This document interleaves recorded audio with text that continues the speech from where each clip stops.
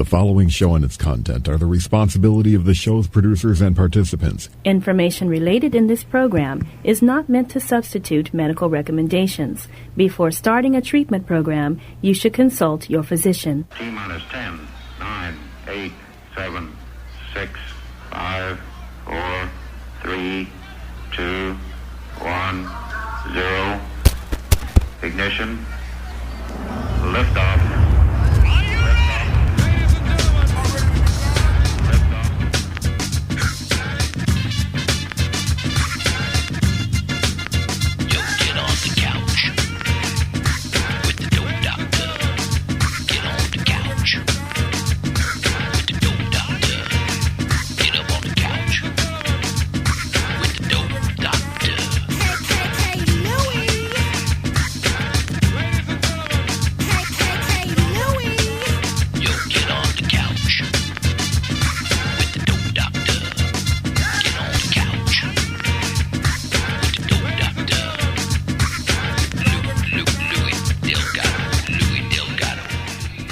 That's right. Welcome to the Couch Live here on WPSN99.com, the problem-solving network. Hello, everybody. I'm the street-certified dope Dr. Louis Delgado here with you on the problem-solving network here at WPSN99.com, along with my partner in crime. I don't know where Robbie is, but we got Trinity in here with us. Trinity, the Dharma Guy. Hello. Yeah, where is Robbie? Where is Robbie? He didn't even call in. I thought he was going to be here. And you know what? He has a MacBook Pro cord. He would have had the cord, too. So, Robbie, you better get your butt in here. I got 25% juice on this computer. It already dropped to 20. Oh, my God. 25 already. We better talk fast. So we're doing the Couch Live, and hopefully it lasts the entire show, but we're already at 25%, Trinity. Wow. Big mistake on Lou Dog's part. Wow. I messed up. I told you, today. though. You started at 31. I said, watch, when you turn it on, it's going to drop to Listen, like it was 29. a busy day yesterday. First of all, let me get this out there. First of all, thanks to all of our sponsors. I'm going to let Trinity go do a rundown on our sponsors that make this show possible so we could do a 1-hour live show on addiction and recovery and all things in between. Go ahead, Trinity. Who are the sponsors that make this possible, please? Well, our sponsors would be Retreat Premier Addiction Treatment Centers. You also have Journey Pure, and you have Orange County, and Now Matters More. The first two were treatment facilities, are fantastic places, good people running them.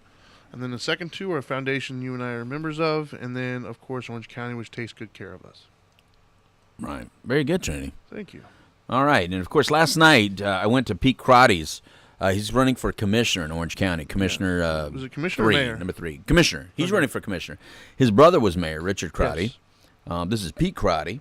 And then there were a lot of people there, including David Siegel and his wife were there last night, Jackie. I've met Siegel numerous times now, Right. but I've never met the wife. Right. If you don't know who they are, Westgate Resorts. Look them up, David Siegel. They were also on Celebrity Wife Swap, which I thought was I did watch. pretty damn entertaining. Yes, it was. Right. So And apparently she was the... Queen of Versailles. Yes, the Queen of Versailles. I have yet to That's watch her that, nickname. though.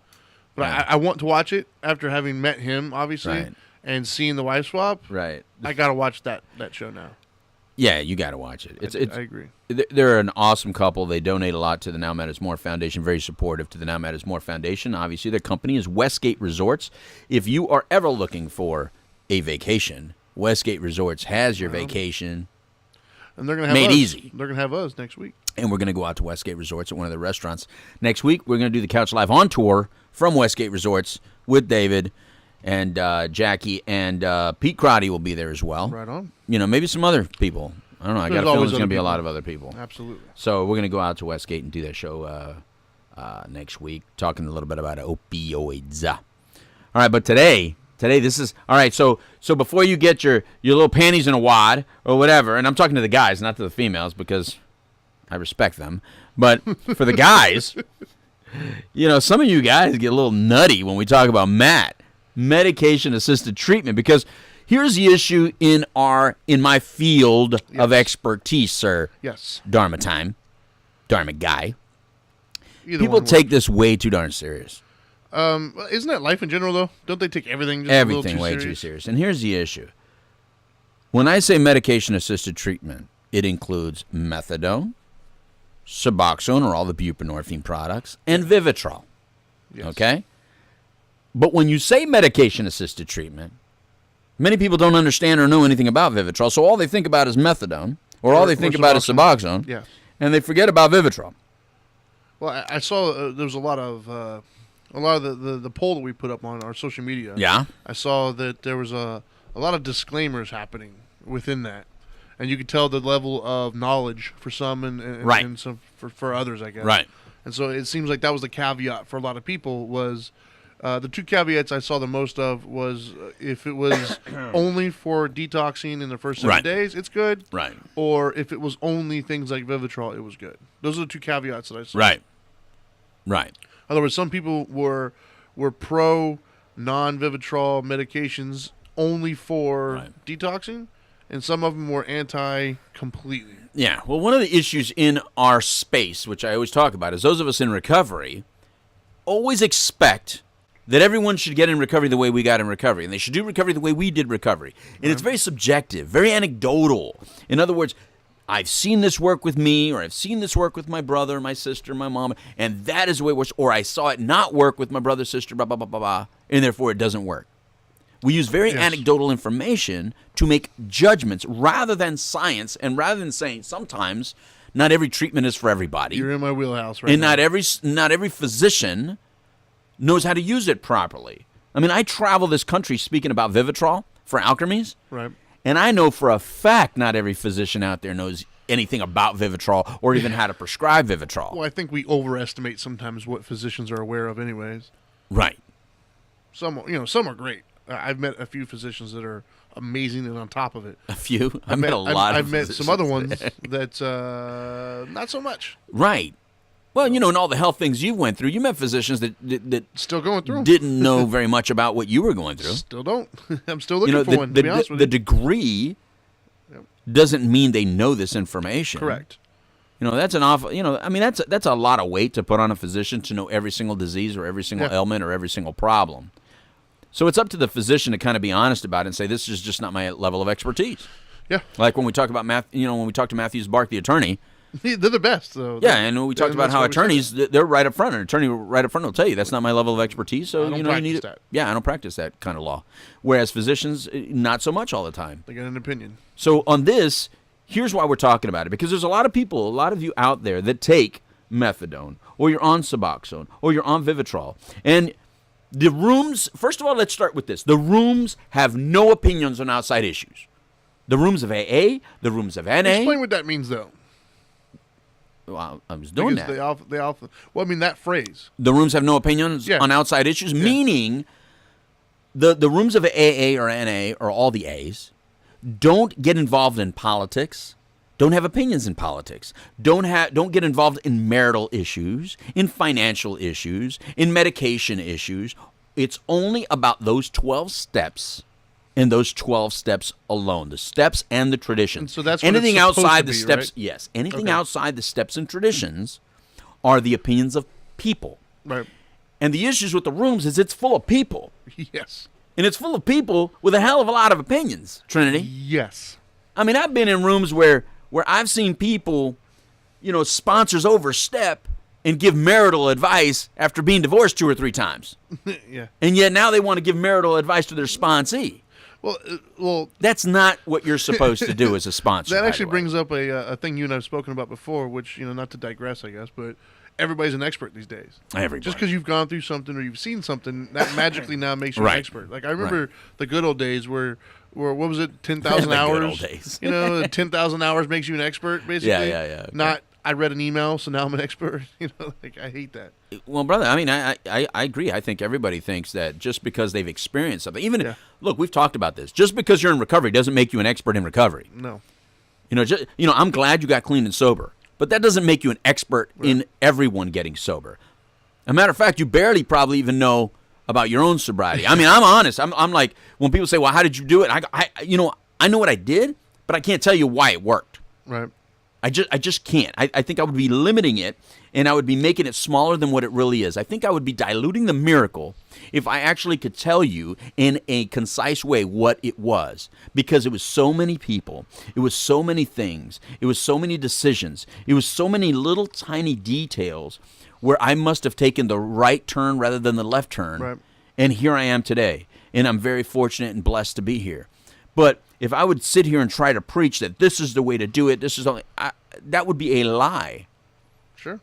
That would be arrogant of me to say. Yeah. Not for everybody else. But by watching other people, it seems to be that it's an accumulation of a hell of a lot of things. There's no just one thing. And there's not just one way to do this. But the thing about medication-assisted treatment is we can't say science doesn't have its place in recovery. So we asked the question, does Matt have a place in recovery? And we asked the poll. So what did the poll come out to? Do you have that in front of you? Can you tell us what the numbers were or what? I've been trying since we started. Oh, really? It's not coming and you up. Can't see it? It's not coming up, so. What do you mean it's not coming up? On the phone? The opposite of coming up. The opposite of coming up. Yeah. Right. So I can look it up. Yeah. All right, so I'm going to look up what it said. Well, I will say while you're doing that, I will say that being an outsider, I guess, coming into this world, if you will, being the fact that I'm not in recovery, I had no clue that it was this controversial. Yeah, man. No, because even you, when I told you that we're going to do a poll, you go, does anyone debate that? Yeah, that was my first response to you. Was like, because to me, it seems like a no-brainer. Right. Because I'm looking at no-brainer for what? Which side? That it has a place. Okay. Because I'm looking at the science of it, Right. And if somebody were to, once again, we're calling this a disease. Right. So if somebody were to come into me and say, hey, I've got cancer, I don't immediately say, well, you're not going to do anything medically for that, are you? Like, right. No, that's my first assumption. Right. Is if you've got a disease, then there's some sort of medical treatment for that, and you're going to use all available things. Like if I have cancer, dude, I'm looking up everything. Everything. I don't care what your opinion is. I'm looking up everything to save my life. Right. And so I would assume the same mentality for addiction. And because a lot of the people we hang around, a lot of facilities that I've gone into are medically assisted treatment, facilities, I just thought it was a no-brainer. Until I started kind of digging into it, and I realized, like, wow, dude, there's some heavy opinions for this. Right. And even in I'm in some like addiction-related groups on Facebook. Right. And every now and then I'll kind of chime in or whatever, but I see, and some of the comments are made, and yeah, man, there's wow, hey, easy. I'm just hitting stuff over here. I got wires tripped up around my leg that I just saying, I was amazed on the amount of debate that actually does take place. Right. Not only, and it's like debates within debates. In other words, the debate is there a place? Right. And then inside that, then is what is considered medical, what isn't, how long. There's all these little micro debates happening. Right. It's just it's crazy. And that's exactly what happens. There's a lot of little debates and a lot of there's a lot of, some people are very black and white, and there's a lot of gray, to be honest with you. And I think that's what happens with this issue is that I don't think some people want to accept the gray. They want to look at it as black and white. And so the numbers were this: 74% of you that answered the poll, and this was placed all over the place, said that it does have its place. So that's a high percentage of you that at least get it and understand that it has its place. 26% said no. Now here's the thing, though. There was some of you that said no, so we need to take this into account, Trinity. Some of you that said no said that it's really a no for methadone and Suboxone, but either it's not a no for Vivitrol or I don't know enough about Vivitrol. So as soon as Vivitrol jumps in the conversation, it changes that number. But I also think that out of that 26%, some of them don't know anything about Vivitrol. And Vivitrol, by the way, if you don't know it, just go look it up. Google it. I'm not going to do a whole show on Vivitrol right now, but go Google it. It's a non-addictive, non-opioid, and it's the only one indicated for the prevention of relapsed opioid dependence. By the way, it's the only one of those medications that are used for MAT that are indicated by the FDA to prevent the relapse to opioid dependence. You know why the other ones cannot claim that or are not indicated for that? Because they're opioids. So this is the thing, though. If you're out there and you're doing your recovery and you're on methadone, I want to make sure this is real clear. If you're on methadone, I'm not saying that you're not in recovery. That is not my job to say. I've heard that a lot. This is your recovery. I have to respect that. And I got to realize that it may appear differently than I'd prefer it to be. But there's some people out there that it has saved their life. And who am I to say that they shouldn't do it? Yeah. Same thing with buprenorphine products. Suboxone, Subutex, Zubsolv, whatever you choose to use, whatever. Do I know that people buy and sell that stuff? Of course. Do I know it has street value? Yes. Do I know it has an opiate in it? Yes. Do I prefer it? Absolutely not. Right.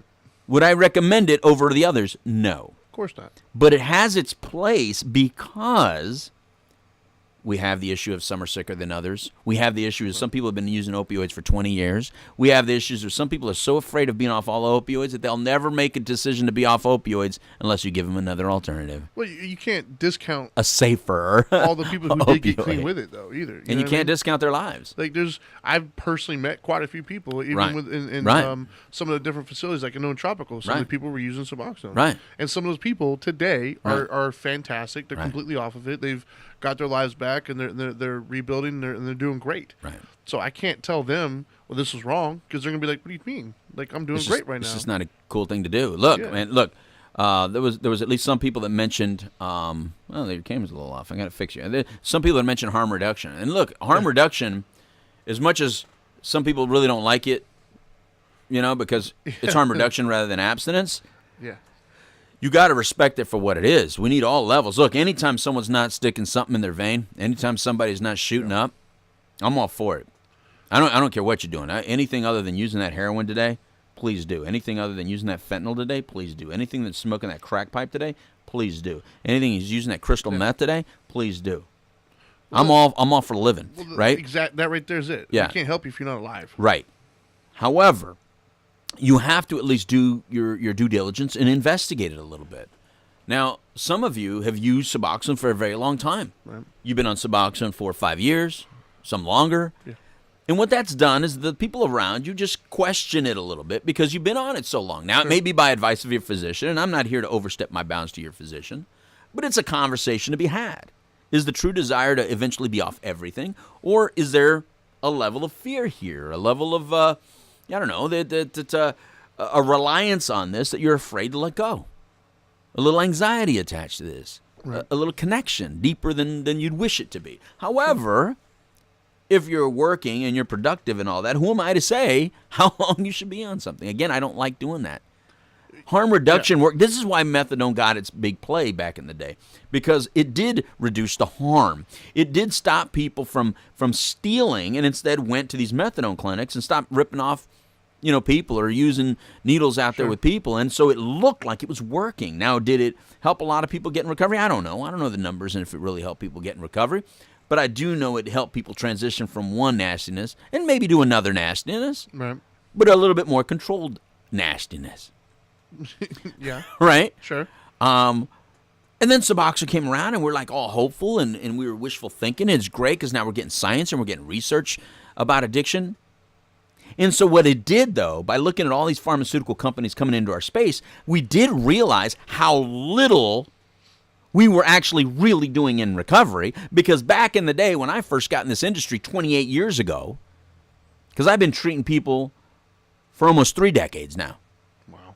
You're old, man. Almost 30 years of treating people. You're old, man. I am old. And I've been sober myself for 29 years. So I have seen a huge transition in our industry. And back in the day when I first started, you know how many treatment centers would claim 90% success rate? Wow. Okay. 90% success rate, 80% success rate. Wow.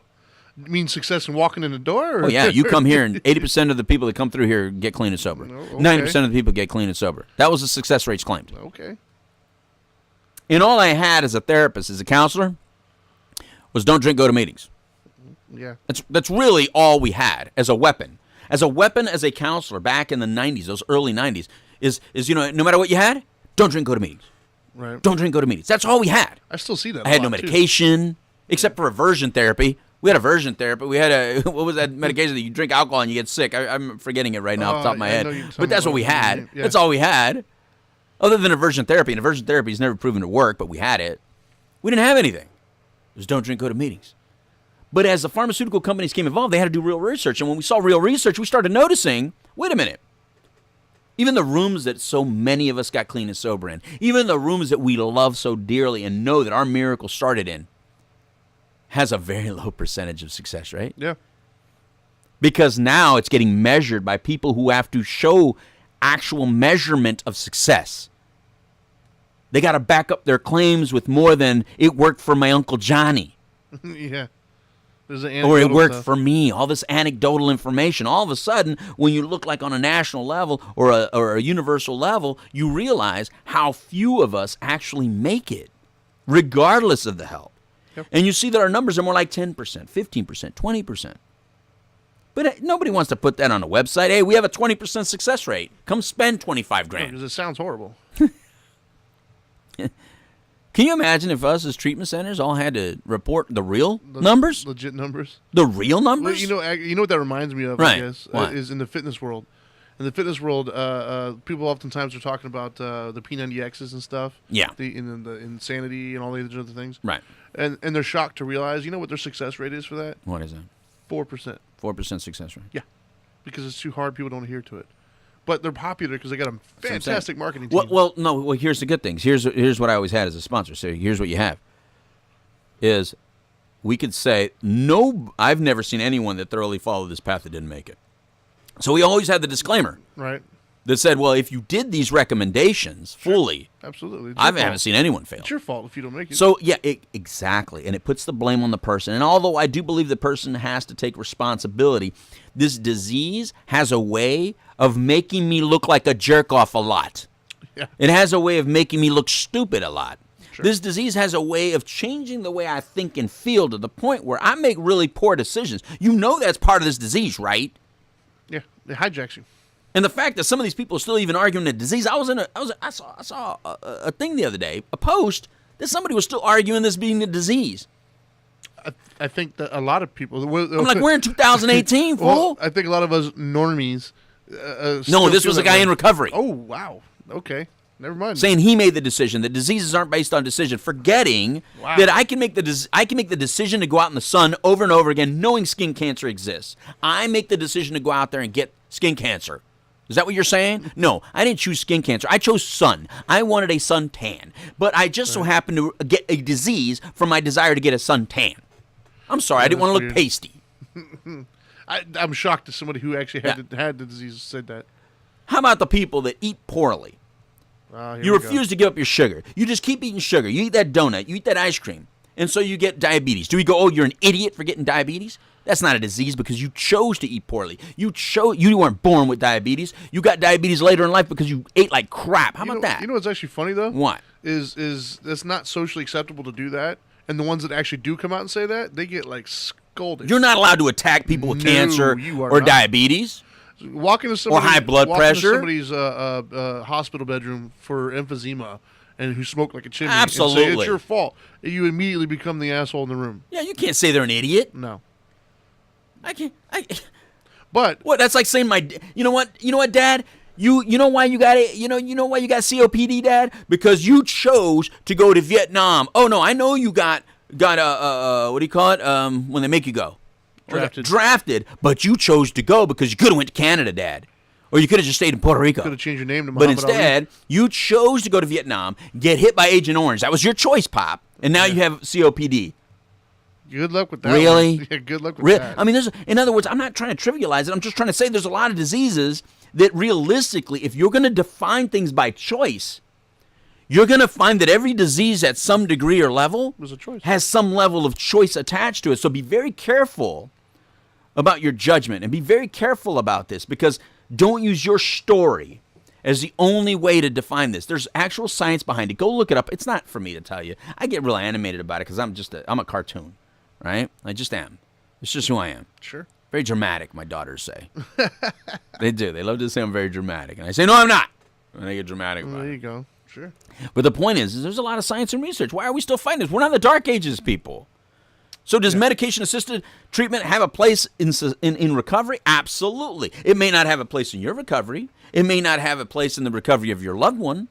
But that doesn't mean it doesn't have its place in everybody's recovery. Now, you should be very educated and not just by your physician. Do not just trust the education your physician gives you because I don't know there's not hardly any medical schools that mandate the education of addiction past a chapter. Okay, let's just get real about this. Right. If every medical school was actually forced to make you do a rotation in addiction, we wouldn't have some of the problems that we're having right now. But they don't. But they also don't make them do a rotation in finance, and that's why so many doctors don't know how to handle their money. Okay, so, but we don't expect them to be great in finance. We do expect them to know our health. But you deal with it all the time with nutrition and exercise, right? I mean, I don't know how many classes they have to take on vitamins and exercise. None. None? None. No, I It's like a chapter 2? not even. It's an optional 1-hour course that they could take. I had a buddy of mine who was a doctor, and I was astonished to hear about this because, once again, we talked about this before, of how everybody thinks doctors know essentially everything. Right. But I had a buddy of mine, and we used to work out together, and he was a doctor. Right. He was actually a pediatrician.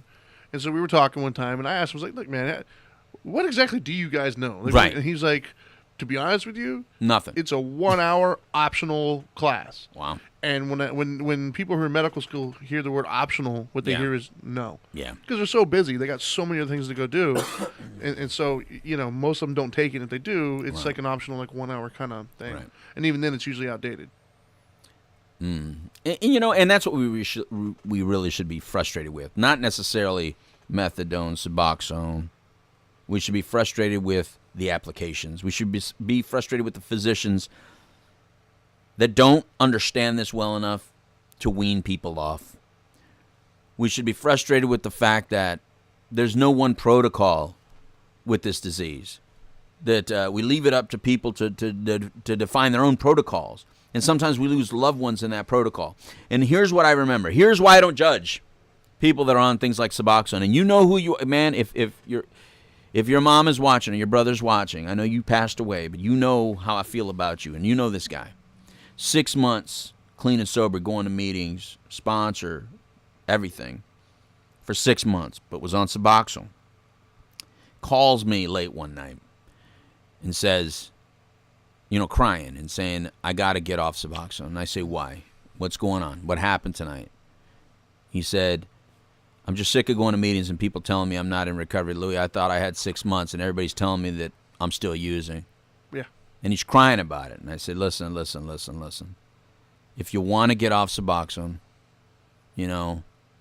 let's figure this out. Let's get you weaned off if that's what's making you feel like this. Let's get you weaned off. It's okay.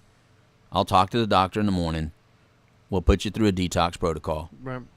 Because you're doing really good in your recovery. You're doing really well in your meetings and stuff like that. But don't abruptly just stop it tonight, because that's what he said he did. And he goes, no, I already threw away the Suboxone.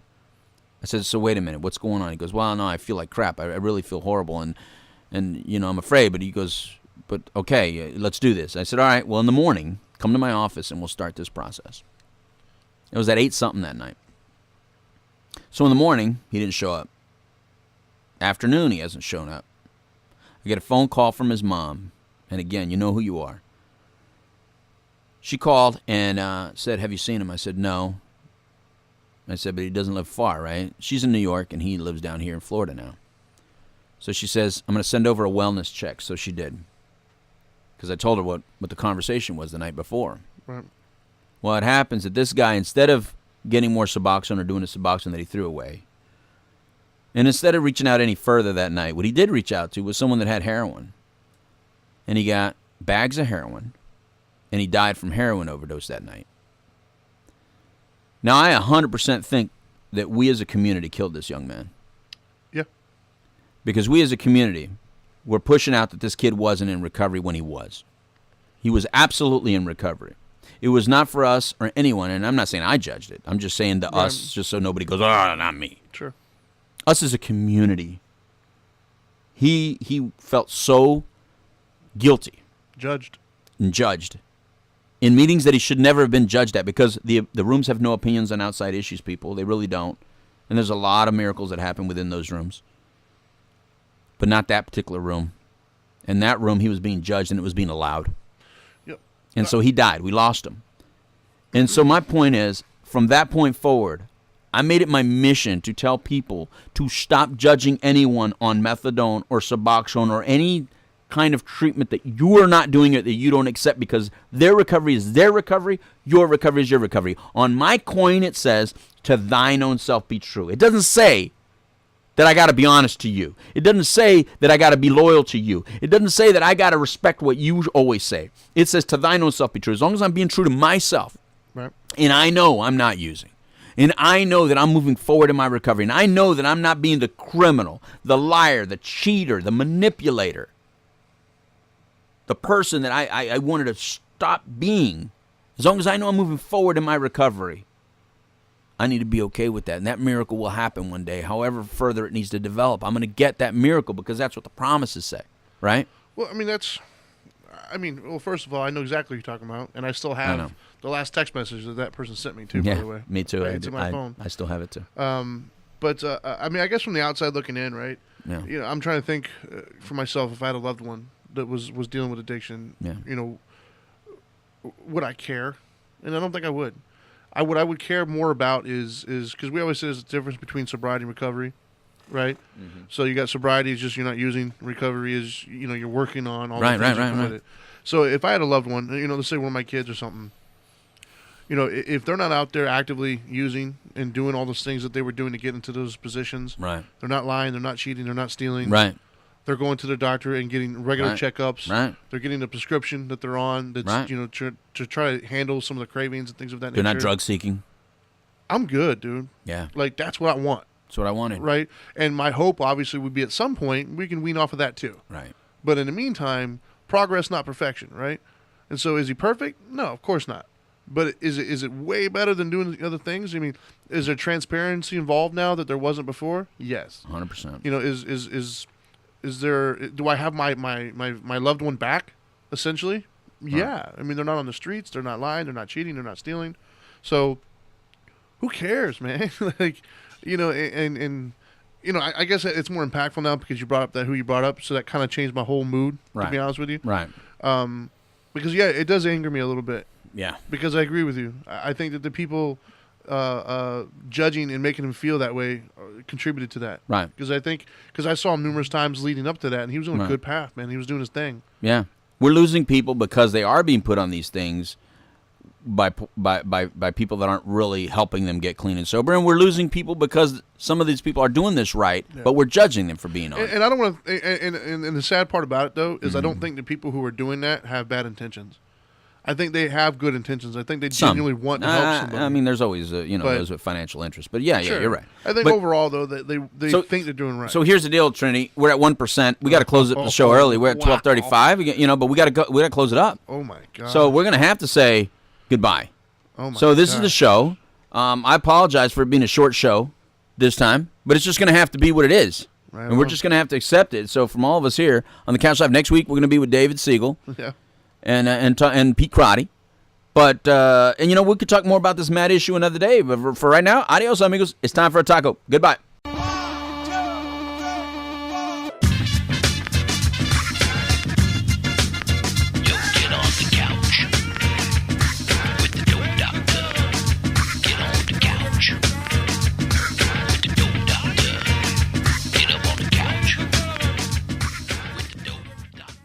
And that was without even a single drop of rum. It's all right, he's one of us. One of us? He looks like three of us.